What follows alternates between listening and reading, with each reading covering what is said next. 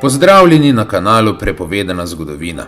V tem videu vas popeljemo skozi čas v obdobje med začetkom našega štetja in 6. stoletjem, ko so naši predniki, Sloveni, obvladovali ogromna ozemlja srednje Evrope. Od Baltika do Jadrana, od Donave do Alp. Sloveni so bili močna sila, ki jo je Rimsko cesarstvo poskušalo podrediti. A kako so živeli, kako so se borili in kaj se je zgodilo z njihovim nasledstvom? V tem videu razkrivamo skrivnosti slovenske zgodovine, ki jih v šolah ne učijo. Kako so Rimljani zasužnjili Slovene? Kako je ime Sloveni postalo sinonim za sužnja? In kako so Sloveni vplivali na oblikovanje Evrope, kot jo poznamo danes?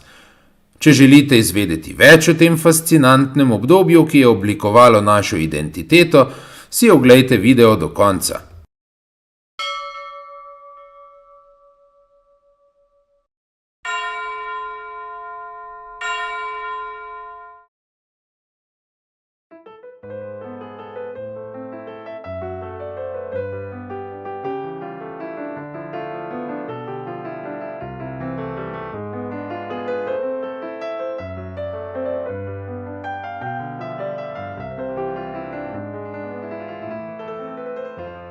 V začetku našega štetja so bili naši predniki Sloveni, oziroma po grško Reti, oziroma po latinsko Sklavi, oziroma po nemško Venedi, naseljeni na izjemno obsežnem ozemlju srednje Evrope. Tedanji viri nam poročajo o Venedih ali Venetih na severu ob Venetskem morju, danes Baltiškem morju. Zahodno od Venetskega morja so imeli Veneti naselbine v današnji Bretoniji, v Franciji. To so bili amoriški Veneti ali Venedi. Naslednje območje njihove naselitve je bilo Venetsko jezero ali Lacus Venedus, kar je današnje Bodensko jezero na tromeji Nemčije, Avstrije in Švice. Veneti, Venedi ali Sloveni so pred našim štetjem v celoti nadzirali jantarsko pot od Venetskega morja do Carigrada in naprej v Azijo ter Afriko. Sloveni so bili tedaj naseljeni tudi ob celotnem toku reke Donave od izvira do njenega izliva v Črno morje. Posledično so naseljevali poznejše rimske province ali deželo Retijo, Vindelicijo, Norik, Panonijo, Dalmacijo, Mezijo, Dakijo, Trakijo in Makedonijo. Bili pa so naseljeni tudi na levem bregu reke Donave čez Karpate do reke Dnester. Na severu so Venedi oziroma Sloveni naseljevali porečje reke Visle do njenega izliva v Venetsko morje.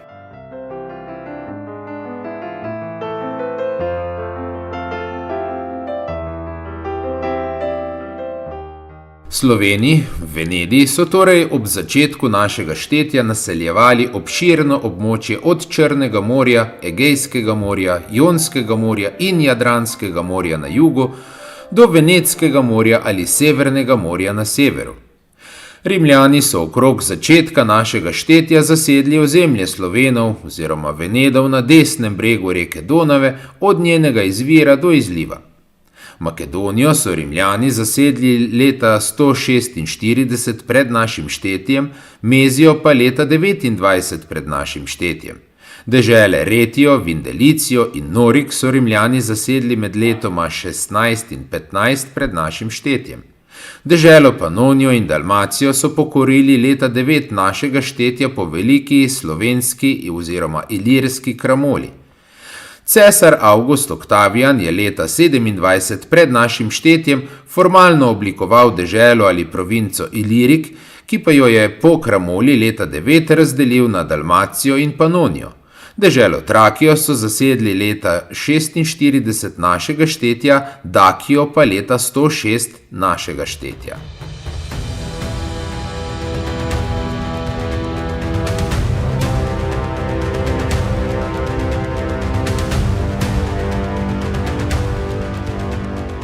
V okupiranih provincah so ustanovili svoje vojaške postojanke in trgovska središča. Med bolj znanimi so bili Vindonisa, današnji Vindiš ali slovensko Švici, Augusta Vindelicorum, današnji Augsburg v Nemčiji ob reki Leh, Carnuntum ob reki Donavi, Virunum na Gosposvetskem polju, Tergeste oziroma Trst, Emona, Ljubljana, Celeja, Cele, Petovium, današnji Ptuj, Sirmium, Sremska Mitrovica in tako dalje. Rimljanski okupatorji so nadzirali predvsem poti med svojimi vojaškimi postojankami, sicer pa so v ostalem delu navedenih dežel prebivali slovenski domorodci, razdeljeni na številna plemena.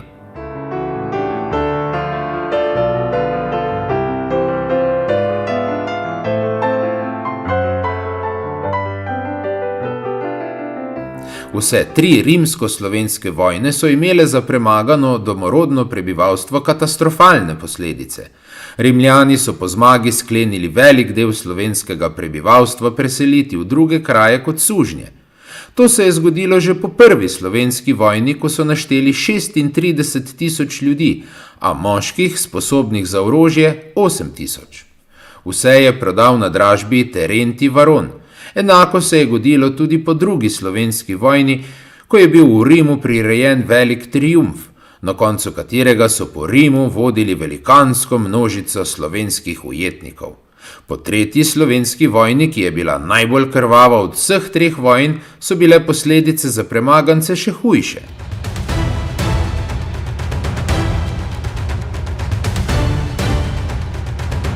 Zgodovinar Venelin je v tem zapisal: Ljubitelje zgodovinske kritike opozarjam na sledeča dejstva. V vseh narečjih italskega plemena je v rabi ime teh nesrečnih Slovencev v pomenu sužnja, ujetnika. V Italiji il schiavo, v Franciji l'esclave. Od prvih in drugih so Nemci prevzeli der sklave in Angleži the slave.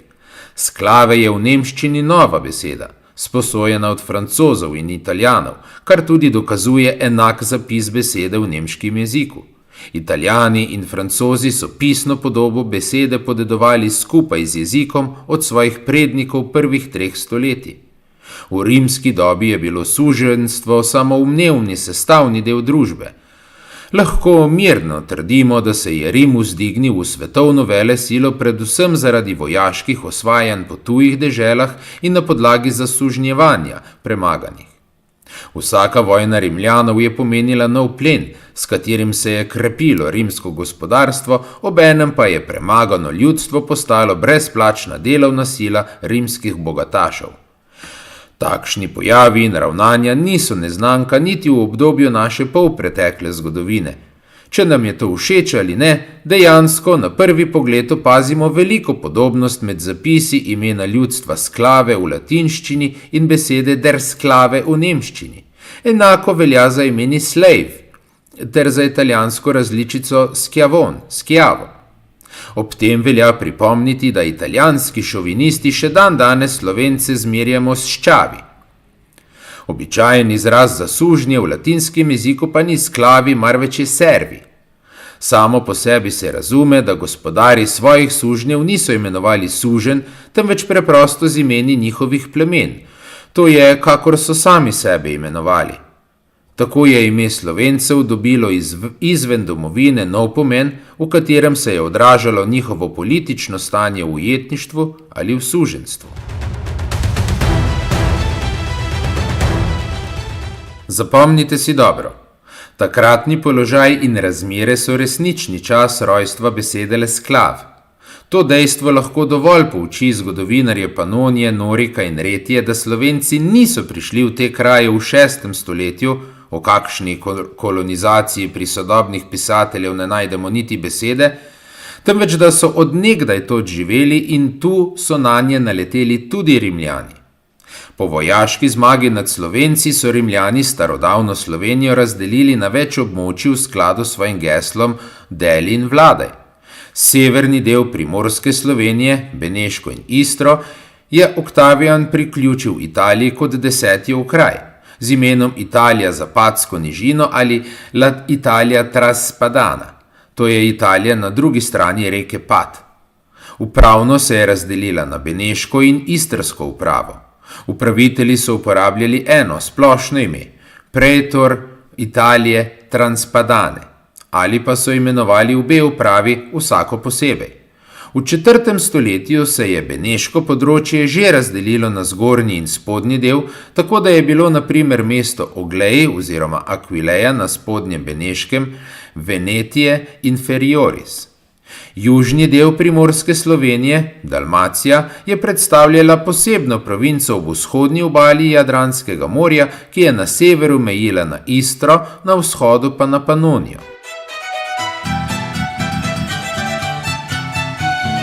Todonavska Slovenija je bila razdeljena na province Panonija, Norik in Retija. Panonija se je razprostirala od Budima in Bratislave med Donavo in Savo do Dalmacije. Do cesarja Antonina je tvorila enotno območje, nato pa je bila razdeljena na zgornjo in spodnjo Panonijo. Norik je bil z zahodne strani omejen z reko In, na severu z reko Donavo, na vzhodu pa je mejil na Panonijo. Kasneje je bil razdeljen na obrežni, to je donavski del, Ripenzis in notranji, Mediteraneja. Retija se je razprostirala preko Alp v današnjo vzhodno Švico, na severu po južnih bregovih Bodenskega jezera, na vzhodu je mejila na Norik, na jugu pa na Beneško. V obdobju rimske okupacije starodavnih slovenskih dežel, od prvih let našega štetja do razpada rimskega cesarstva, se je politično stanje nenehno spreminjalo. V prvem obdobju po Oktavijanovi osvojitvi Slovenije je bila naša dežela priključena k pokrajinam, ki so plačevale dajatve dvoru, ne pa državni blagajni. Vzrok te delitve je bil, da je Oktavijan osvojil Slovenijo samovoljno, na lastne stroške in ne po sklepu senata. Upraviteljev v Panonijo, Norik in Retijo ni pošiljal senat, temveč cesar sam. V začetku so bili to vojaški gubernatorji, ki so vodili hkrati vojaško in civilno upravo dežele, kasneje pa so glede na razmere pošiljali v slovenske kraje ločeno upravo za vojaške zadeve in druge za civilno prebivalstvo.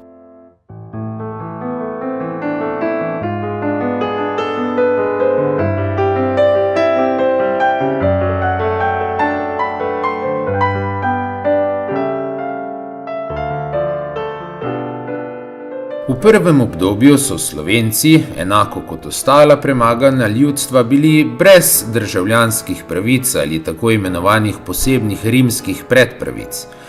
V drugem stoletju našega štetja pa se je zaradi okoliščin zgodil značilen preobrat v mišljenju rimske oblasti, ki je v službenih pravicah imperija izenačil vsa ljudstva.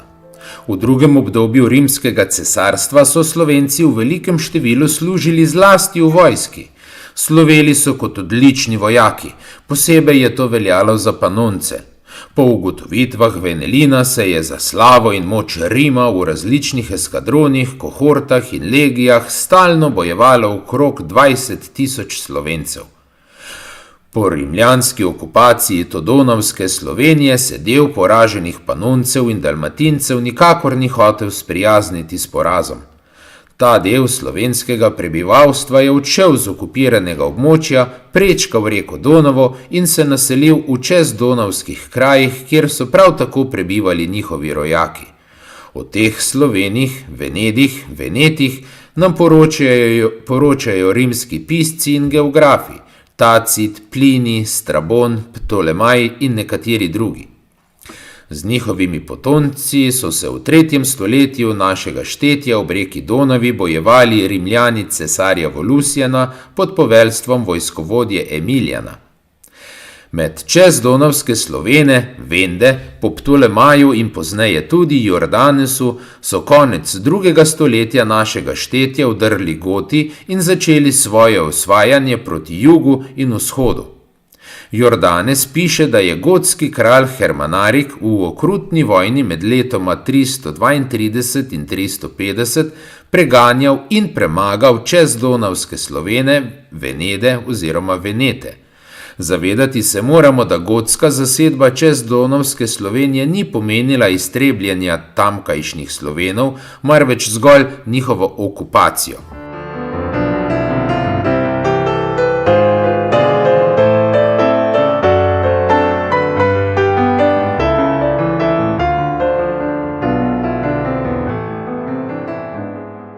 Tako kot so v todonavski Sloveniji vladajoči sloj predstavljali Rimljani, so v čezdonavski Sloveniji vladajoči sloj predstavljali Goti.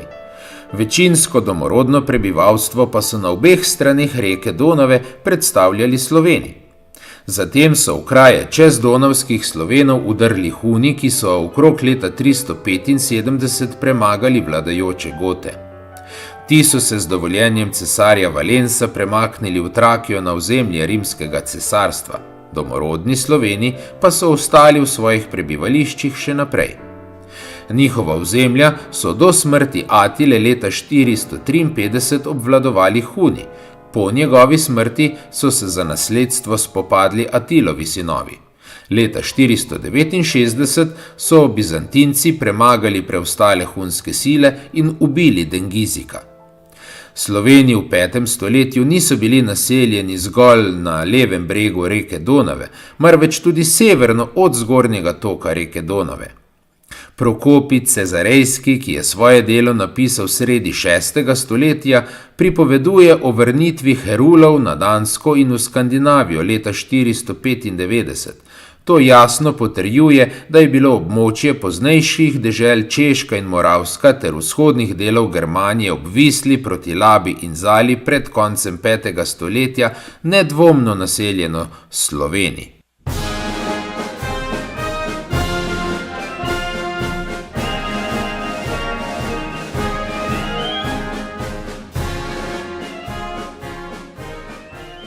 V kroniki Mihaela Sirka ali Mihaela Sirskega, Chronique de Michel le Syrien, lahko beremo, da je bila domovina Slovenov, Slovenija, zahodno od reke Donave. Narod Slovenov je povsod ujel ujetnike. Na trdnih vozovih so odpeljali predmete iz cerkvenega bogoslužja in velike ciborje, naprimer tistega iz cerkve v Korintu, ki ga je njihov kralj dal postaviti in razprostreti namesto šotora, pod katerim je sedel. Nato so Rimljani najeli narod Antov, ki so se zagnali v deželo Slovenov, Slovenijo, jo zasedli in jo opustošili. Odnesli so njihovo bogastvo in jo požgali. Njihova dežela je bila na zahodu reke, ki se imenuje Donava. Trditev, da je bila dežela Slovenov oziroma Slovenija, Sklavonija, na zahodu reke Donava vsekakor zasluži našo posebno pozornost. Dogodek, ki je zgoraj opisan, se nedvomno nanaša na vojno med Sloveni in Anti, v kateri so bili Anti naposled premagani. To se je zgodilo med letoma 533 in 545. Tedaj naj bi bila po poročanju kronike dežela Slovenov na zahodu reke Donave. Slovenija oziroma Sklavonija, ki so jo napadli Anti, je bila torej v Panoniji na desnem bregu reke Donave in sicer med rekama Donava in Drava. To je poznejša Blatenska Slovenija, v kateri je Blatno jezero, po katerem je dobila ime. Pomembno je tudi, da so imeli Sloveni po poročanju letopisa trdne vozove, na katere so naložili svoj plen in potem takem niso bili kar neki barbari, ki naj bi se priklatili od nekod z vzhoda. V letih 533 do 545 so po tem poročanju nedvomno živeli v Panoniji, kar je logično, saj sicer v četah romejskega oziroma bizantinskega vojskovodja Belizarja leta 537 ne bi moglo biti tolikšnega števila Slovenov, ki so bili vojaški najemniki.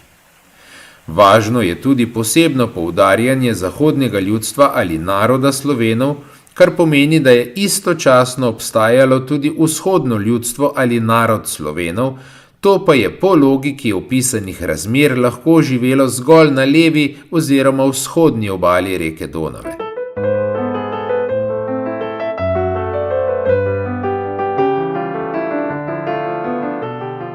Navedeno pisanje povsem potrjuje trditve zgodovinarja Jurija Venelina, ki je pisal o todonavski in čezdonavski Sloveniji ter izdelal zemljevid todonavske Slovenije v 4. stoletju našega štetja. Reka Donava je predstavljala neko mejo med zahodnim narodom Slovenov in vzhodnim narodom Slovenov. Obenem pa je predstavljala tudi mejo med rimskim cesarstvom in tako imenovanimi barbarskimi ljudstvi. O tem, da so Sloveni v 3., 4. in v 5. stoletju nedvomno živeli na levi obali reke Donave, Istra ali mitične rajske reke Fison, imamo neposredne zapise vsaj 5 različnih avtorjev: svetega Martina iz Tursa, Psevdokesarja, Mojzesa Horenskega, Jordanesa in Prokopija. Vez med temi avtorji in starimi antičnimi pisci Ptolemajem, Plinijem, Tacitom in Strabonom predstavljajo Marcijanus Heraklitski, kovanec ali medalja cesarja Voluzijana in tabula Peutengerijana. Po razpadu rimskega cesarstva in njegovi razdelitvi na vzhodni, romejski ali bizantinski del ter zahodni del se je v začetku 6. stoletja na celotnem obdonavskem območju, imenovanem tudi Staroplaninski polotok, danes imenovanim s turškim imenom Balkan, takoj razširilo veliko ljudstvo Slovenov ali Venedov, ki so na tem ozemlju živeli že pred našim štetjem. Propad dolgotrajnih okupatorjev je zgolj povzročil vnovičen vzpon starih domorodcev, ki so v zgodovinskih virih od teh časov naprej imenovani z lastnim imenom Sloveni.